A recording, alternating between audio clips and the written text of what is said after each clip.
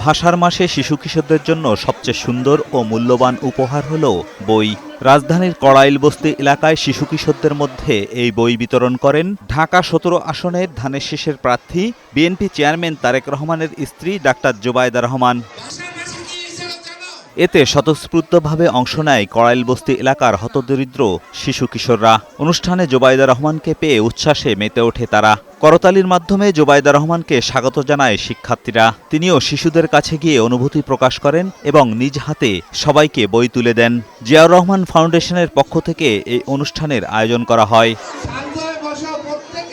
ফাউন্ডেশনের পক্ষ থেকে শনিবার ২০০০ শিশু কিশোরকে বিনামূল্যে বই ও উপহার সামগ্রী দেওয়া হয়। জোবায়দা রহমানের কাছ থেকে বই পেয়ে খুশি তারা।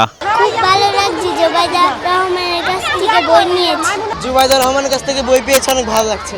জোবায়দা রহমান আমাদেরকে বই দিয়েছেন, তিনি দেখতে অনেক সুন্দর। ফেব্রুয়ারি মাসে বই পেয়ে আমরা অনেক খুশি। এর আগে জোবায়দা রহমান টিএনটি মহিলা কলেজে কড়াইলবস্তি এলাকার জন্য আয়োজিত আই ক্যাম্পের উদ্বোধন করেন। এ সময় প্রত্যেকের কাছে গিয়ে রোগীদের খোঁজখবর নেন জোবায়দা রহমান। আগামীতে তাদের পাশে থাকবেন বলেও আশ্বাস দেন। মেডিকেল ক্যাম্প থেকে রোগীদের ফ্রি ওষুধ, চশমাসহ বিভিন্ন চিকিৎসা সামগ্রী বিনামূল্যে বিতরণ করা হয়।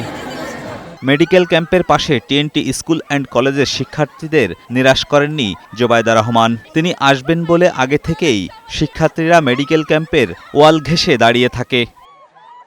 তারেক রহমানের স্ত্রীকে দেখে তারা চিৎকার করতে থাকে। এ সময় জোবায়দা রহমান তাদের কাছে গিয়ে কথা বলেন, হাত মেলান এবং কুশল বিনিময় করেন।